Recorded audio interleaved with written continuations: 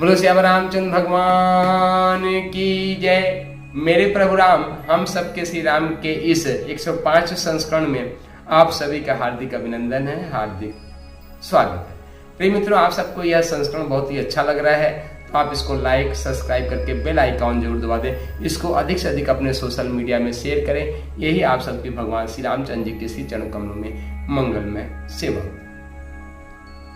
तो मित्रों, आप बहुत ही सुधी श्रोतागण हैं, आप पीछे से सारे संस्करण को सुनते हुए आ रहे होंगे, ऐसा मैं उम्मीद करता हूँ। और नहीं सुन रहे हैं तो एक बार आप कृपा पूर्वक पीछे के संस्करण को सुनें। अभी पिछले संस्करण में संत शिरोमणि गोस्वामी तुलसीदास जी ने भगवान शिव और माता पार्वती के पाणी ग्रहण संस्कार को अर्थात विवाह संस्कार को मंगल में गायन किया है।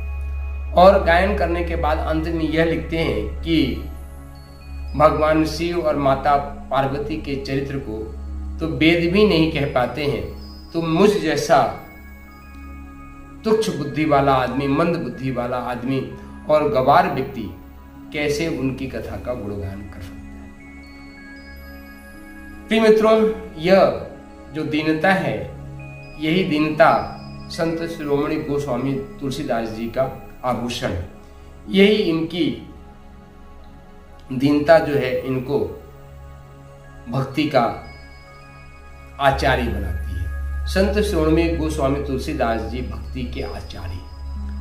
और चूंकि मित्रों आप जानते हैं कि यह कथा जो है जहां से प्रारंभ होती है, भरद्वाज मुनि और याज्ञवल्क्य जी के संवाद से प्रारंभ होती है कि तीर्थराज प्रयाग पे हर साल माघ महीने में 1 महीने का कल्पवास लगता है, 40 दिनों का लगभग। और वहां पे भरद्वाज मुनि के आश्रम में ढेर सारे संत साधु महात्मा पधारे थे। और माघ मेला पूरा होने पे सब लोग अपने अपने विदा होने लगे। उस विदाई के क्रम पे जब याज्ञवल्क्य मुनि जी विदा हो रहे थे तो भरद्वाज मुनि ने उनको कृपा पूर्वक अनुनय विनय करके उनको कुछ दिन के लिए रोक लिया और बहाना ये बनाया कि भगवान राम का चरित्र जो है श्रवण करना है, ऐसा कुछ जिज्ञासा प्रकट करते हैं। और संत सरल चित्त, संत सरल होते हैं, संतों की यही परिभाषा, यही व्याख्या है। तो याज्ञवल्क्य मुनि ने भी कृपा पूर्वक जो है भरद्वाज मुनि के आश्रम में प्रयागराज में रुक गए और बोले, तुम बहुत चतुर हो, भगवान राम के गुणानुवाद को सुनना चाहते हो, इसलिए तुमने हमको रोक लिया। और कृपा पूर्वक भगवान श्री राम के प्रसंग को याज्ञवल्क्य मुनि जो है प्रारंभ करते हैं। और जब याज्ञवल्क्य मुनि जी भगवान श्री राम के चरित्र को प्रारंभ करते हैं तो सर्वप्रथम जो है भगवान शिव और माता पार्वती के पूरी कथा का, माता सती, भगवान शिव, फिर माता सती का विक्षोभ और फिर माता पार्वती का मिलन, ये पूरी कथा प्रसंग जो है बहुत ही सुंदर ढंग से सुना। और मित्रों, सिद्धांत भी यही कहता है, इसके पीछे कई कारण हैं, आध्यात्मिक कारण भी हैं, कि जब तक भगवान शिव की कृपा प्रसादी किसी व्यक्ति को, किसी जीव को न प्राप्त हो, तब तक वह वैष्णव नहीं बन सकता है। सर्वप्रथम यदि हम वैष्णव भगवान श्री राम के चरणों में भक्ति चाहते हैं तो सर्वप्रथम अपना समर्पण, अपना विश्वास भगवान विश्वनाथ अर्थात भगवान शिव, माता पार्वती के चरणों में जुड़ना पड़ेगा। सिद्धांत क्यों? क्योंकि गुरु कृपा ही केवलम, गुरु बिनु होय न ज्ञान। और भगवान शिव ही आदि गुरु हैं। जब तक भगवान शिव कृपा नहीं करते हैं तब तक हम आप सभी कभी वैष्णव नहीं बन सकते हैं। और यहाँ पे गोस्वामी तुलसीदास जी लिखते हैं कि शिव पद कमल जिन्हें रत्नाहि, राम ही ते सपनों न समाहि। जिनके हृदय में भगवान शिव के श्री चरणों के प्रति प्रेम नहीं है, भगवान राम को वह कभी सुहाते नहीं है। तो यदि आप चाह रहे हो कि भगवान श्री राम, भगवान श्री कृष्ण आपको अपनाए, तो उससे पहले आपको अपना हृदय भगवान शिव से जोड़ना पड़ेगा। और जब भगवान शिव कृपा करेंगे तो वह अपने प्रभाव से ही आपको भगवान श्री राम और भगवान श्री कृष्ण के चरणों में पहुंचा देंगे। ऐसी एक कथा नहीं, ढेर सारे संत महात्माओं की कृपा आती है कि जब भगवान शिव ने उनके ऊपर कृपा की तो वे अंत में परम वैष्णव बन गए। परम वैष्णव का अर्थात कि भगवान श्री राम भगवान श्री कृष्ण के प्रति अनन्य प्रेम। और यह तात्विक दृष्टि से भी बहुत महत्वपूर्ण है ना मित्रों। तो इसलिए भगवान शिव के प्रति जो है हम सबको अपना प्रेम दिखाना चाहिए, हम सबको भगवान शिव की भी भक्ति करनी चाहिए।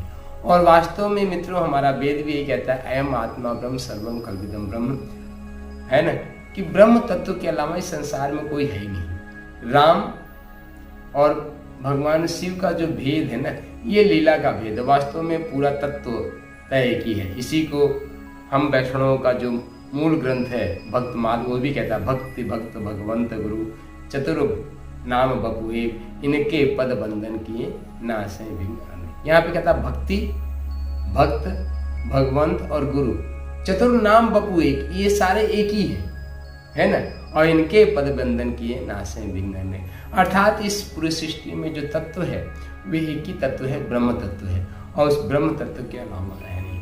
हाँ, पर यह है कि जब हम उस ब्रह्म तत्व तक पहुंचना चाहते हैं, उसको अपने जीवन में धारण करना चाहते हैं, तो उसके लिए एक सीढ़ी बनी हुई है और उस सीढ़ी पे ही चढ़ के जा सकते हैं। तो प्रथम सीढ़ी जो है, तो साधु संतों के प्रति हमारे को प्रेम होना चाहिए। अभी आगे हम रामचरितमानस की में और जब अंदर जाते चले जाएंगे तो नवधा भक्ति की बात आएगी, और सबसे पहली भक्ति यही है श्रवण भक्ति।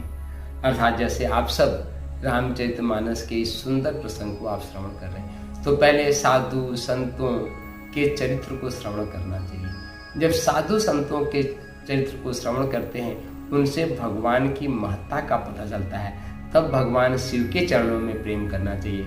और जब भगवान शिव के चरणों में प्रेम करते करते भगवान शिव हम सब पे खुश हो जाते हैं, तो वह हमको भगवान शिव के श्री चरणों में पहुंचा देते हैं। तो भगवान शिव के श्री चरणों में हम सबको अपना प्रेम जोड़ना चाहिए। और जब हम भगवान शिव के अनन्य दास बन जाते हैं, तो भगवान शिव कृपा पूर्वक हम सबको भगवान श्री राम भगवान श्री कृष्ण के चरणों में पहुंचा देते हैं। मित्रों, यही श्रृंखला है, यही परंपरा है। क्योंकि भगवान शिव जब कृपा करते हैं तो हम सबके रोगों दोषों का प्रक्षालन करते हैं। और यहीं पे संत शिरोमणि कहते हैं ना, निर्मल मन जन सोई मैं पावा, कबीरा मन निर्मल भयो, जैसे गंगा नीर पाछे पाछे हर फिरत कहत कबीर कबीर। तो भगवान शिव कृपा करके हम सबके प्रारब्ध का, हम सबके जो कर्मों का संस्कार है उसका प्रक्षालन करते हैं। और जब प्रक्षालन करके हम सबका चित्र, हम सबका हृदय निर्मल बन जाता है, तब भगवान श्री राम के श्री चरणों में पहुंचा देते हैं। और यहाँ पे यही बात याज्ञवल्क्य मुनि भरद्वाज मुनि से भी कहते हैं कि मुनि, तुम बहुत ही कोमल चित्त वाले हो, बहुत ही निर्मल हो। और पूरी भगवान शिव के विवाह का प्रसंग सुन के, लीला प्रसंग सुन के, भरद्वाज मुनि का भी जो पूरा शरीर है, जो प्रेम के लक्षण होते, अश्रु कंप पुलक। मित्रों, यह अश्रु कंप पुलक ये प्रेम के लक्षण है। ऐसे इसके 8 लक्षण होते हैं और अश्रु कंप पुलक ये प्रथम 3 लक्षण है। यहाँ भरद्वाज मुनि का भी जो पूरा रोमावली है वे एकदम खड़ा हो चुका है, मन इतना भावुक हो चुका है कि कोई वाणी से कोई शब्द नहीं निकल रहा है, और अश्रु से जो है झरझर आंसू निकल रहा है। भगवान शिव का चरित्र है ही ऐसा मित्रों कि यदि इसको हम पूरे तन्मय होके पूरे भावपूर्वक सुनते हैं, तो प्रेम हमारे हृदय में प्रकट हो ही जाता है। और जब प्रेम प्रकट हो जाता है तो यह वाणी मौन हो जाती है, अश्रु आंखों से अश्रुधारा गिरने पड़ती है, और ये जितने भी हमारे हृदय में